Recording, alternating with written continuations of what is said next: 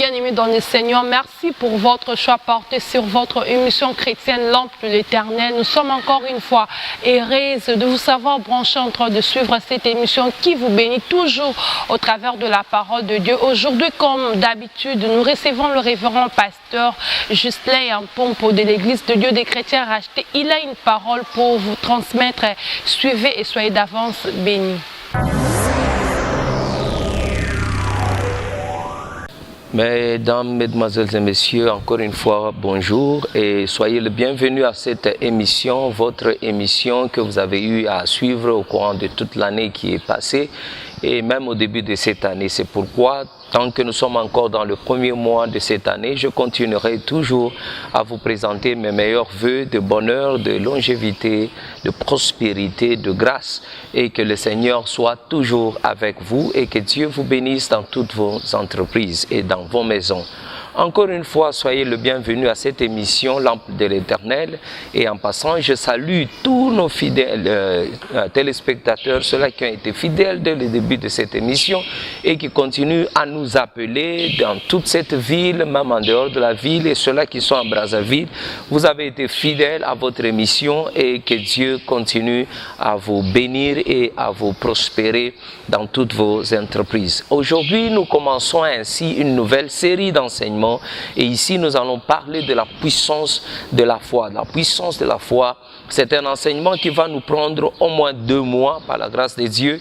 Et là, je vous inviterai d'être toujours fidèles à vos écrans sur Mercure TV que nous sommes en train de suivre pratiquement dans toute cette République et même en dehors de nos frontières. Ainsi, nous allons parler de la puissance de la foi. Et notre passage viendra du livre de Marc chapitre 11, et au verset 22. Marc chapitre 11 au verset 22 jusqu'au verset 24.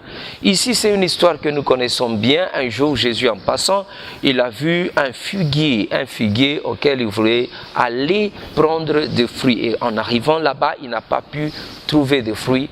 Et la Bible dit qu'il a maudit ces figuiers. Et le lendemain, quand il passait avec les disciples, en regardant ce figuier, ils ont vu que ce figuier était séché de la feuille jusqu'à la racine. Ainsi, Pierre aura pris la parole et dit, Maître, le figuier que tu avais maudit a séché complètement des feuilles jusqu'à la racine. Et Jésus, prenant la parole au verset 22, il dira, ayez foi en Dieu. Je vous l'ai dit, en vérité, si quelqu'un a la foi, il dira à cette montagne, ôte-toi de là et jette-toi dans la mer. Et s'il ne doute pas dans son cœur, la chose qu'il dit, il la verra s'accomplir. Ainsi, tout ce que vous demanderez au Père, en mon nom, il vous sera donné. Et si vous le demandez sans douter, vous aurez la chose que vous aurez demandé. Ici, nous voyons déjà la puissance de la foi. Il dit, ayez foi en Dieu. Ici, mon frère, ma soeur, je voulais souligner quelque chose en tant qu'enfant de Dieu. Notre marche, c'est une marche de la foi. Jésus insiste, il dit, ayez foi en Dieu. Nous commençons en Dieu et en Dieu, nous devons opérer, marcher et vivre par la foi, comme le dit la Bible si clairement dans Romains chapitre 1 et au verset 17, que mon juste vivra par la foi. Mon juste vivra par la foi. Nous sommes appelés à vivre par la foi. Dans Hébreux chapitre 10 au verset 38, la Bible nous répète la même chose, que le juste vivra par la foi. Pendant que nous avons accepté Jésus-Christ comme Seigneur et Sauveur, c'est une marche de foi que nous avons commencé. À la lumière des enfants d'Israël, la Bible dit quand ils ont accepté de suivre Moïse vers la terre promise que Dieu leur avait promise. Ici, vous voyez que la marche de la foi a commencé avec eux. Ils devaient vivre par la foi, ils devaient marcher par la foi, ils devaient manger par la foi, ils devaient tout faire par la foi. Ils devaient dépendre à 100% de Dieu. Qu'est-ce que la foi? C'est par là que nous allons commencer. Qu'est-ce que la foi? D'après la Bible, dans Hébreux chapitre 11 et au verset 1, la Bible nous donne une explication, une définition de ce que c'est que la foi. La Bible dit que c'est une ferme assurance des choses qu'on espère et une démonstration de celles qu'on ne voit pas. Une ferme assurance, c'est-à-dire on est sûr de quelque chose qu'on espère. On n'a pas encore la chose, on ne fait que espérer, mais il y a une attitude qu'on a, on est déjà sûr de la chose. Et la Bible dit, et une démonstration de celle qu'on ne voit pas. C'est-à-dire, on démontre, on se comporte, on vit déjà de la manière, d'une manière comme si on a déjà la chose que l'on n'a pas encore vue, la chose que l'on espère. Ainsi, avant que je ne parle de cette puissance dans la foi, j'ai voulu vraiment expliquer d'abord cette foi, c'est quoi à la lumière de la parole de Dieu. On nous dit, c'est une ferme assurance des choses que l'on espère. On espère seulement, mais on en a l'assurance, on en a confiance, on s'accroche à la chose comme si la chose est déjà là. Et aussi on nous dit c'est une démonstration de celles qu'on ne voit pas, des choses qu'on n'a pas encore vues, mais on les démontre comme si on les avait déjà. Et on marche et on affiche une certaine attitude comme si la chose est là. Et de par le verset que nous venions de lire, on aura même cette chose que l'on a espéré. Et c'est ma prière pendant que tu es en train de me suivre, tout ce que tu espères en Dieu et tout ce que tu veux que Dieu fasse pour toi, que Dieu te l'accorde au nom de Jésus-Christ. La deuxième définition que moi je vais donner, ici nous voyons que la marche avec Dieu nous connecte avec des choses invisibles et nous sommes dans le visible, dans le physique. Donc la marche avec Dieu, c'est une marche qui nous connecte à l'invisible, qui nous connecte au surnaturel, qui nous connecte au spirituel, connecte le naturel avec le spirituel, le physique avec le surnaturel, avec l'invisible. Donc voyez-vous, c'est ça même la foi. Et le vecteur de cette connexion, c'est ça la foi. Qu'est-ce que je veux dire encore? La foi devient là un convertisseur, si je peux le dire, de ce qui est spirituel vers le physique. Ce qui est spirituel, pour le ramener vers le physique, c'est le convertisseur, le vecteur, c'est la foi. Ainsi, la Bible nous dit encore dans Hébreux chapitre 11, verset 3, qu'au moyen de la foi, nous comprenons que la terre tout entière a été créée par la parole de Dieu, de sorte que ce qui est visible n'est pas sorti nécessairement de ce qui est visible. C'est-à-dire, tout ce que nous voyons de visible est sorti de l'invisible. Donc ici, quelque chose est tellement clair et nous laisse à comprendre que même Dieu lui-même agit dans la foi. Dieu appelle à l'existence les choses qui n'existaient pas, c'est-à-dire du néant, du vide, de l'invisible. Dieu tire ce dont il a besoin ou ce qu'il veut amener dans le physique. Quand Dieu, dans le livre de Genèse, au commencement, il dit que la lumière soit, et la lumière fut. C'est-à-dire qu'il est en train de tirer dans l'invisible, dans l'immatériel pour amener dans le matériel, c'est-à-dire Dieu lui-même croit en ce qu'il est en train de faire. Donc ici Jésus dit et nous cadre, il nous dit ayez foi en Dieu. Donc notre foi est située en Dieu. Toi qui m'écoutes, tu dois te situer d'abord en Dieu. Comme je l'ai dit, ça devient ces convertisseurs de ce qui est invisible, ce que nous pouvons puiser en Dieu et le ramener dans notre situation. Donc ça devient là comme une croix de transmission de ce que nous pouvons tirer de Dieu vers nous. C'est au moyen de la foi. Ici, Jésus le situe par rapport d'abord à ce qu'il venait de faire. Il a juste dit quelque chose. Il a déclaré que ce figuier va sécher. Il l'a maudit.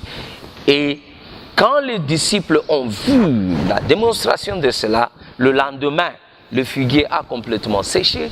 Ça les a intéressés. Et Jésus leur dit, ayez foi en Dieu. En vérité, je vous le dis, si vous avez une foi aussi petite qu'un grain de sénévé, vous direz à cette montagne, ôte-toi de là et jette-toi dans la mer. En d'autres termes, ce qui était impossible deviendra possible. Donc la foi devient un instrument dans les mains d'un enfant de Dieu à pouvoir faire de ce qui était impossible et que ça devienne possible. Peut-être que tu es en train de me suivre, il y a certaines situations dans ta vie qui paraissent impossibles, mais au moyen de la foi, mon frère et ma soeur, ça sera possible. Et je prie que Dieu intervienne dans tes situations et que tu vois la main de Dieu, ce qui était impossible, que ça devienne possible, même ce matin, au nom puissant de Jésus. Donc la foi nous permet d'obtenir ce qui était impossible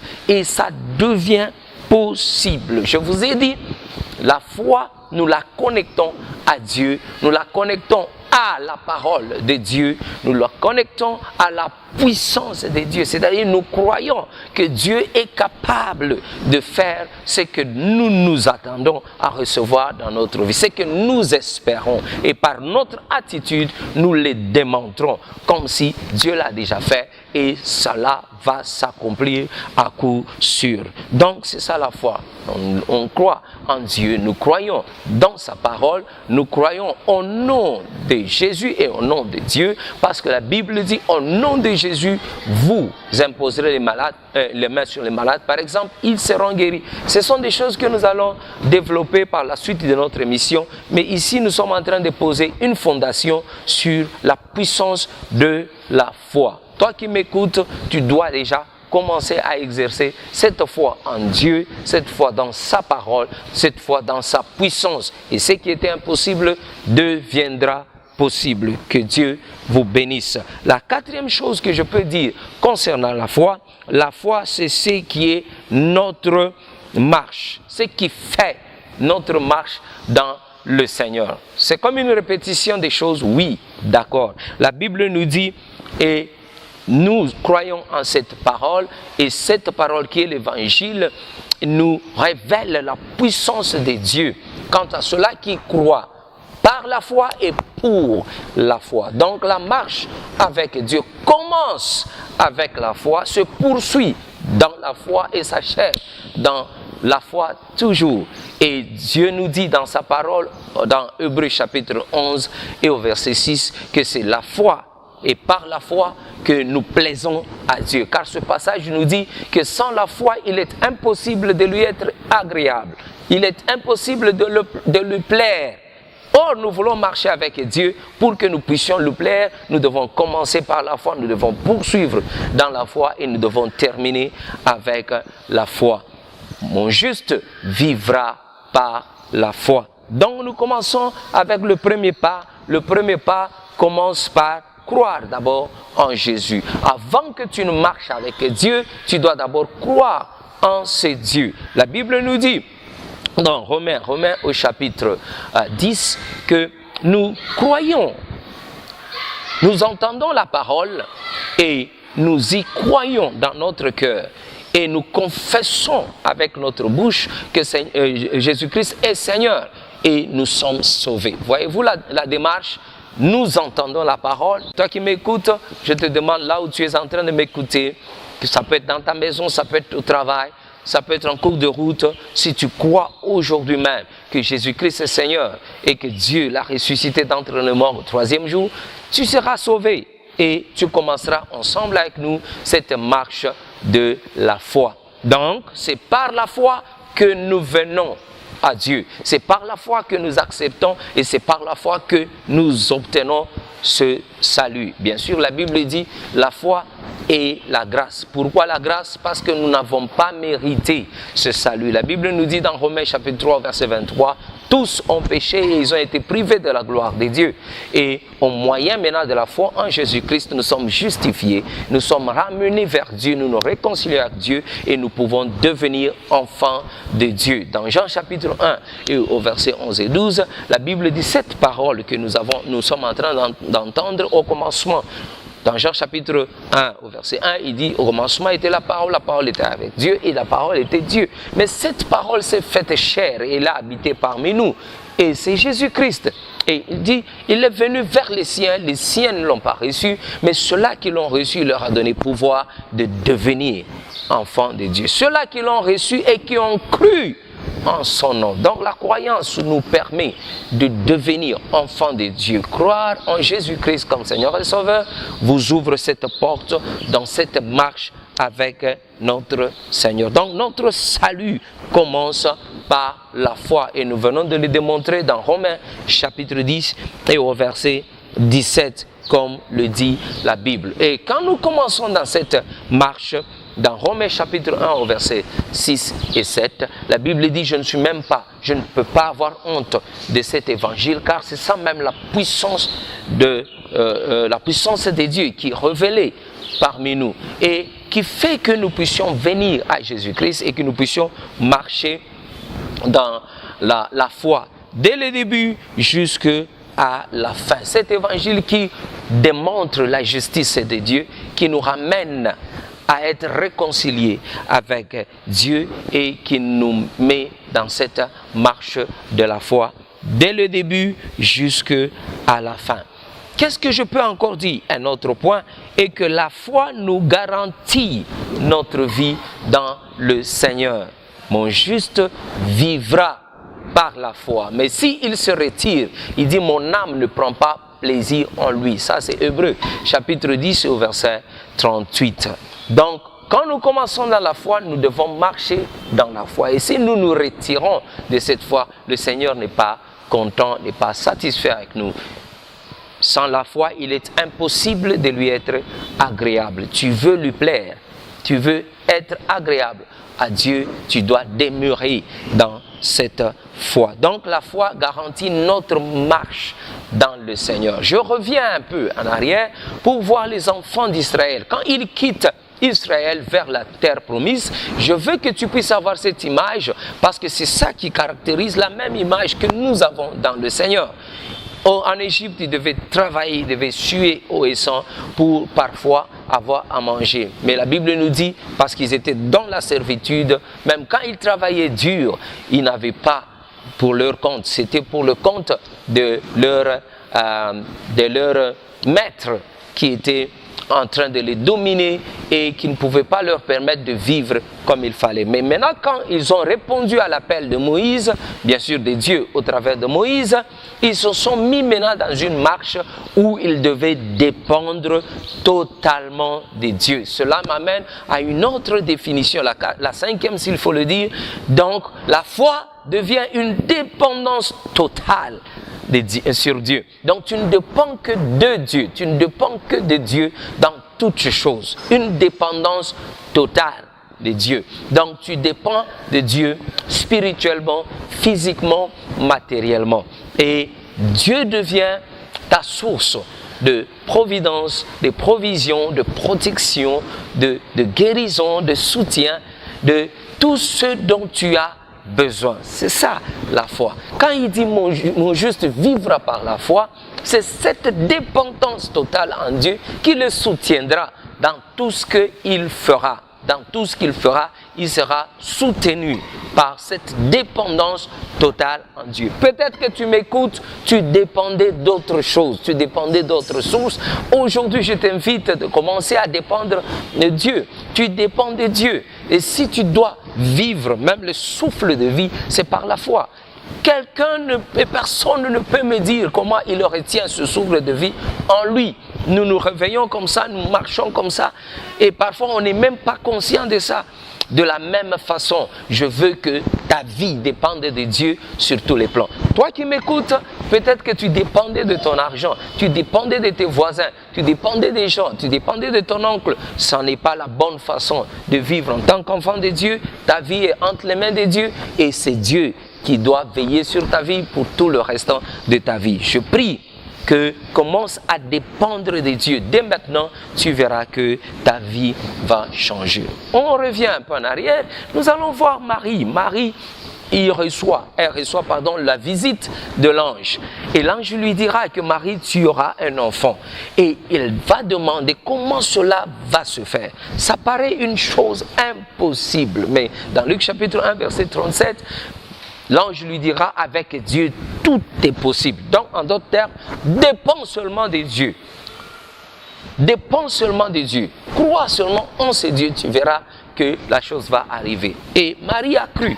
Et la Bible nous dit que l'ange lui dit qu'il te soit fait, selon ta foi, qu'il te soit fait, comme tu as cru. C'est pourquoi je te prie, mon frère, ma soeur qui m'écoute, voyez toute la vie de Jésus-Christ, tous ceux-là qui sont venus vers lui, ils ont été guéris, ils ont reçu leur miracle, et chaque fois Jésus leur disait, ta foi t'a guéri, ta foi t'a guéri. Cette dépendance totale sur Dieu, cette dépendance totale en Dieu et de Dieu fera que tu obtiennes tout ce dont tu as besoin. Je prie aujourd'hui que Dieu te visite et il t'accorde ce dont tu as besoin au nom puissant de Jésus. Donc au moyen de la foi, ça nous introduit au 6e point, nous obtenons tout ce dont nous avons besoin. C'est pourquoi, revenons dans Marc chapitre 11, au verset 22, Jésus leur dit, ayez foi en Dieu. Et en vérité, je vous dis, si vous avez une foi aussi petite que un grain de sénévé, vous direz à cette montagne, ôte-toi de là et jette-toi dans la mer. Et si vous ne doutez pas, ce que vous avez dit va arriver. Et en vérité, je vous l'ai dit, tout ce que vous aurez demandé au Père en mon nom, vous l'obtiendrez. Donc la foi nous permet d'obtenir tout ce dont on a besoin. La foi en Dieu, bien sûr. La foi dans sa parole. La foi dans sa puissance. Je vous ai dit, aujourd'hui, je ne parle que du fondement sur lequel nous allons nous tenir pour la suite de toutes nos émissions qui vont suivre dans les 2 mois. Donc ici, si vous avez cette foi aussi petite qu'un grain de sénévé, vous pouvez déjà obtenir beaucoup de choses. Voyez-vous d'abord l'image que Jésus nous présente. Un grain de sénévé est à peine dans votre main. C'est toute une petite chose. C'est comme une poussière dans la main. Voyez-vous la montagne que Jésus présente, la dimension de cette foi et par rapport à la montagne dont il parle ici, voyez un peu le rapport. Donc aussi petit que la foi peut être et peut déjà vous obtenir beaucoup de choses. C'est pourquoi je prie déjà dans cette première émission, tu as compris ce que j'ai dit et tu crois que Dieu peut faire quelque chose pour toi, reçois ton miracle au nom de Jésus. Ce qui est impossible aux hommes n'est pas nécessairement impossible avec Dieu. C'est possible avec Dieu, c'est pourquoi Dieu peut le faire. Et ce que Dieu demande de toi, c'est croire en lui. C'est avoir cette foi et au moyen de cette foi, nous obtenons. Je vous avais dit, c'est un convertisseur de ce que nous espérons en Dieu, ce qui est invisible, ce que nous n'avons pas encore vu, mais la foi nous permet de les convertir jusqu'à la matérialisation de la chose et que nous puissions la posséder. Tu es là, parfois tu ne sais pas d'où ça viendra, mais tout ce que moi je suis venu te dire, crois seulement. La chose qui va se passer, c'est que ce n'est pas toi qui va ramener ça, c'est Dieu lui-même qui va ramener. La foi n'ira que chercher dans le spirituel et Dieu va le relâcher en ta faveur. La foi te disponibilise afin que Dieu se manifeste dans ta vie. C'est-à-dire, Dieu frappe à la porte de chacun. Dieu a la puissance, Dieu a la guérison, Dieu a les miracles, Dieu a tout ce dont l'homme a besoin. Mais c'est la foi qui nous disponibilise, qui nous prépare, qui nous ouvre à ce que Dieu puisse avoir accès dans notre vie et puisse agir dans notre vie. Voyez-vous dans Jean chapitre 2, vous allez trouver les disciples qui étaient à la fête de Cana et le vin s'est terminé. Et ainsi, ils sont venus à Marie demandant si Marie pouvait parler à Jésus afin que Jésus fasse quelque chose. Mais ici, Marie viendra vers Jésus et Jésus dira, qu'y a-t-il, femme? Mon heure n'est pas encore arrivée. Mais néanmoins, Marie a la foi, elle connaît d'où tout a commencé, elle connaît comment elle a reçu même cet enfant, elle connaît. Elle retourne maintenant chez les disciples et leur dit, tout ce qu'il vous aura dit, faites-le. Disponibilisez-vous, préparez vos cœurs, afin que tout ce qu'il voudra faire, tout ce qu'il aura dit, que vous puissiez le faire, afin que vous puissiez obtenir aussi ce dont vous avez besoin. Donc, mon frère, ma soeur qui m'écoute en ce moment, la foi, c'est ce qui nous rend comme des petits-enfants vis-à-vis de leur père. L'enfant ne sait pas si son père a l'argent ou pas pour lui acheter un vélo, mais l'enfant viendra vers le père et lui dira seulement « Papa, j'ai besoin d'un vélo ». Donc, la foi ne calcule pas. La foi n'est pas du domaine de l'humain. C'est du domaine de la croyance, de la divinité, de la marche avec Dieu. Donc, si on retournait dans la vie humaine, dans le commun des mortels, il y a certaines choses qui ne tiendront pas parce que l'humain réfléchit selon les lois qui l'entourent, les lois naturelles.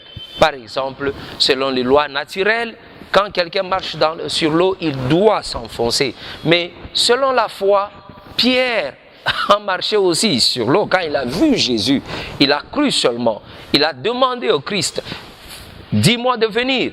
Il savait, en tant que pécheur, s'il met ses pieds dans l'eau, il va s'enfoncer. Mais là, nous ne sommes pas dans le domaine du physique, nous ne sommes pas dans le domaine de l'humain.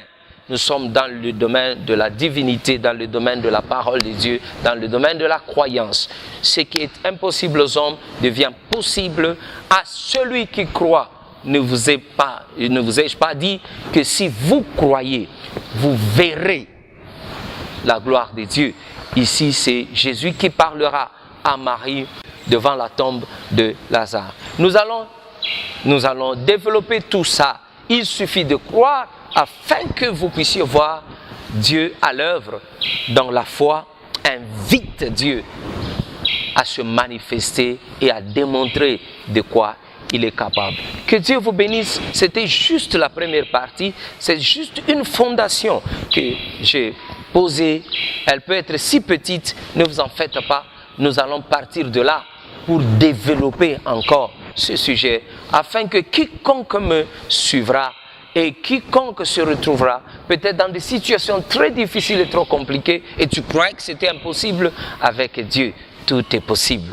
Et laisse que ta foi se réveille encore. Dieu est encore là et il est capable de résoudre ton problème. Reçois ta guérison, reçois ton miracle au nom puissant de Jésus-Christ. Si vous nous avez pris en cours, nous sommes en train de parler de la puissance de la foi. Et au moyen de la foi, il y a beaucoup de choses qui s'établissent dans notre vie. Et là, vous êtes en train de me suivre si réellement vous vous rendez compte que vous n'avez pas encore donné votre vie à Jésus-Christ.